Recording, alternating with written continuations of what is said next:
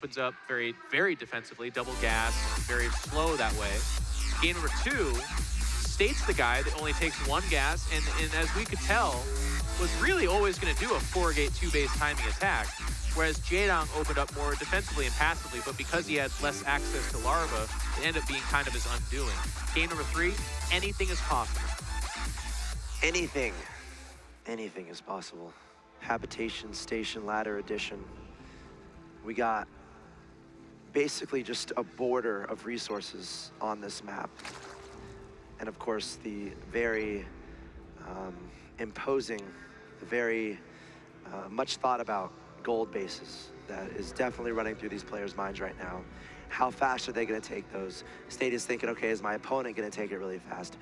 But we're gonna get to that in a second, as In Control, who has the very hearty voice at this point in time, is gonna do the introductions. Right, you are Axel Toss. All right, ladies and gentlemen, get excited. It's the game number 3 of this best of 3. In the top right-hand corner from Evil Geniuses, it's Jaedong. That is not Jaedong. Shame on you, cameraman. Shame on you. There you go. There you go. All right. And his opponent, showing some flashy micro and fantastic decision-making in game number 2. It is the blue Protoss State Prime. Or Prime State. Honestly, I don't know. It says State Prime. I like both. And I know that it used to be like Marine King Prime. Maybe their clan tag goes at the end. I think it might. I think it's true. Maru Prime. I think you're right. So that completely kills my real estate. Unless someone joins Prime and names themselves Prime, in which case it would be Prime. That'd be amazing.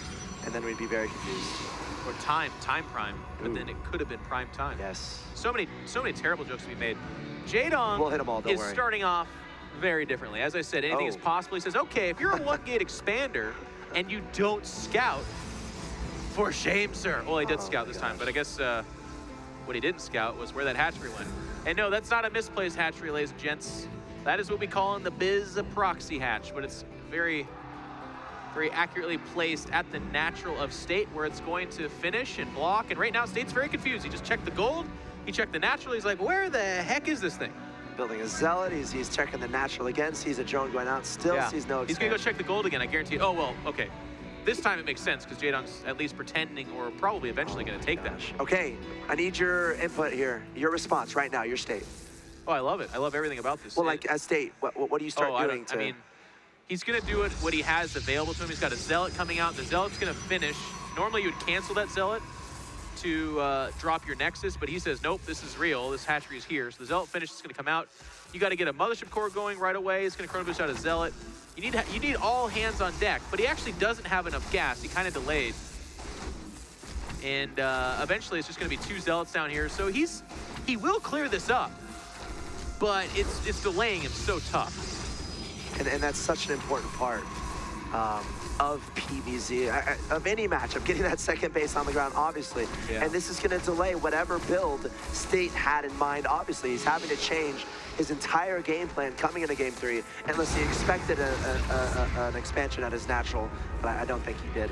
And how much ability is he going to have the pressure across the map, where Jaedong is going to be taking a hatchery at that gold location. And now he's going to have to wait for the creep to recede. Now, the good news to say here, the queen didn't get out, and when the queen gets out and a creep tumor gets out, then it just becomes an absolute disaster. Yeah, you bring up a good point. At least the queen got started late, so State doesn't have to deal with that. There's still 3 larvae back there, and look at that immediately. Sure. Gets made into Zerglings, because State basically right now is saying, well, gosh, I'm way behind, but with these 3 Zealots and the Mothership Core, he can cause some real headaches. So Jaedong's going to do what he can to counterattack in the backfield. There's already a Stalker out, though, so the answer's there for State as well. This queen is just barely going to make it onto creep. It does, but even then, there's 3 Zealots and a Mothership Core closing in. Nope, Mothership Core's gone. Never mind, went home. Only 20 drones here for Jaedong. Again, making a lot of lanes at this stage in the game. They're trying to deflect these Zealots, going to have to pull some of these drones to deal with the Zealots. And State doing a great job with his positioning, trying to put those Zealots in between the mineral lines to reduce the surface area available for those Zerglings. Meanwhile, the links from Jaedong, how annoying are they being? Did they see the Twilight Council? No, they didn't. I was actually looking for that. They did not see the Twilight Council, but they picked off the pylon that was powering the forge, which is not the biggest deal. You could still make cannons, and he obviously is not going to upgrade right now. But there's actually a gold base being built behind this, and it's very odd because usually when you build a gold base like that, the MO is to make immortals, to make a very fast robo to really take advantage of that big mineral uptake. But in this case, we're actually going to see Blink. Now the question is, can he make enough gateways for that Blink to actually matter? And before I even finish that thought, I mean, there's a lot of links here. Speed's about to finish, more coming out.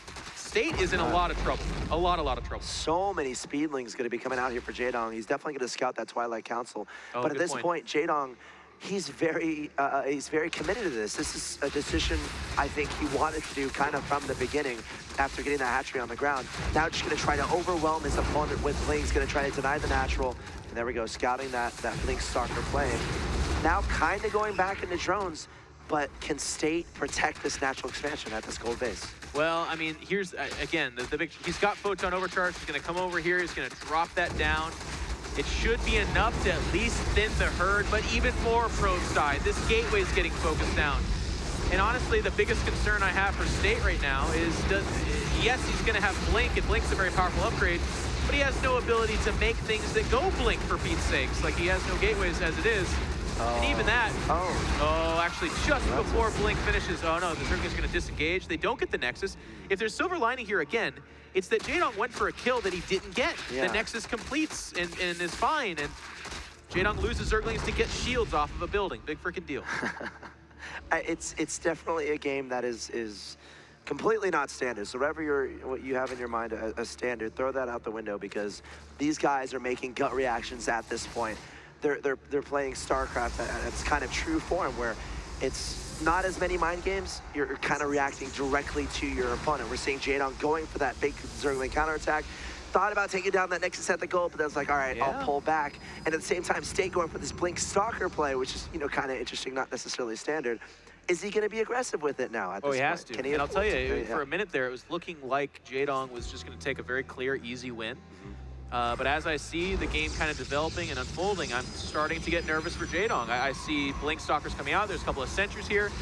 Jaedong, because he put so much into that Speedling timing attack, does not have Speed Roaches. His Lair's just now finishing, and Speed Roaches are one of your prime ways of answering against this kind of tech choice. Now, we do see the probe getting picked off in the background. That'll delay this, and that's annoying. State does want to have the ability to warp it on the low ground. Jaedong keeps poking back and forth, looking for the counterattack option, but there simply is none. As we have sentries at the top of each ramp, and all of a sudden, there's a high stalker count here. A lot of creep here for Jaedong. He's done a great job really expanding that out. Those stalkers should have blinked to the high ground, and this is how you abuse this gold expansion. Get those stalkers behind those gold minerals, and you can blink back. But Jaedong, predicting what's going to happen, actually going to loop down to the bottom with those roaches, has that creep to help him do this a little bit faster, taking down so many sentries, and now State is in a bit of an awkward position. These stalkers have nowhere to run. All the sentries are gone, but that's not going to stop him from continuing to try to reinforce. But Jaedong is looking in a good position to fend this off. Good doesn't describe it. It's great. It's a great position. I really like State's choice at the first go. The low ground sentries to block off the high ground stalkers with force fields. But Jaedong sees colors and shapes and places us mere mortals just simply don't understand. He attacks the low ground, ignoring the higher DPS stalkers on the high ground for the most part. He didn't divide his army to go up there, but it was only after the sentries had died. Very nice choice there. And now Jaedong is bludgeoning State. It's not a question of finesse or micro or tech pass, the weird artsy stuff we talked about game number one. It's just, I have hammer, you has head, here I come. Very well said. And Jaedong didn't have roach speed during that. I think a big part of that was being able to actually get to this low ground and take State off guard by extending that creep as far as you can. So you players at home, if there's a habit, you Zerg players, if there's a habit you want to acquire, extend that creep, get it going everywhere, provide you that vision, and you can take your opponent off guard, just like Jaedong did in this game. Yeah. Creep spread, of course, been super important for Zerg playing StarCraft 2 since the very beginning, and Jaedong no stranger to that. We have the awkward dance back and forth. I mean, looking at our options for State, this is pretty much it. That gold base is on a bit of an island. Taking the natural will take a larger army. He's not even mining the gas there. Really, the strength to his name are Blink Stalkers, and against low-tech units, Blink Stalkers can be enough. You can finesse a win out through them. That being said, though, losing the way he did, not being able to slow down Jaedong the way he hasn't, means that we're starting to have Hydras coming out. And Blink is still okay against Hydras, but ideally you'd have Colossus. Hydras have that high DPS and that range to a certain extent to cancel out the advantage of having Blink Stalkers. And it's too late for State to make any sort of decision to go into additional tech, so he's kind of restricted to the Blink Stalkers and the Zealots, and of course the Mothership core overhead. He's going to have phenomenal micro, but Jaedong is such a good player as far as positioning is concerned, a good player in general, obviously, but such a good positional player too, where if you can get a concave with those Hydras, you can rip any Protoss army apart, especially if it only involves Zealots and Stalkers. And State getting caught with his hand in the cookie jar there a little bit, trying to target down to Queen. He is going to be able to blink to the high ground, and there's no spotting here. Mothership core died as well, so Jaedong's going to have to wait till he circles around. Actually, he's, oh, the tower. Okay, so I was like, what? How's he doing that? But he got vision through the tower, and now here he is. And State is stuck on that scary island. This is not a smoke monster that he has to deal with. This is a Jaedong monster, and he is powering up the ramp with no sentries to hold them off, with no AoE through Storm or Archons or Colossus. It's a bludgeon. And he's having to be defensive without really teching. He's only on 2 bases, so this is looking really good for Jaedong. Jaedong going for the hatchery at his opponent's natural expansion in the beginning, following it up with a lot of aggression, pouring units at State, and then of course dealing with the Blink Stalker aggression tactics. There's nothing to defend this gold base from imminent destruction, and there's the GG from State. Jaedong takes the 2-1 victory over State Prime. And a lot of people would look at this and, you know, maybe they didn't watch the games. They would say, oh yeah, Jaedong won. Yeah, sure, I could see how that would be, that's exactly what I expected. But I'll tell you what, in series, State played phenomenally. Game number 2, he destroyed Jaedong. He executed the gateway timing attack beautifully. He followed up with the Immortals and crushed him. It was very well done. Game number 1, State really had his time where I feel like there's a couple of decisions away, a couple of maybe not attack. I was about to say more decisive attacks, but actually no. Maybe a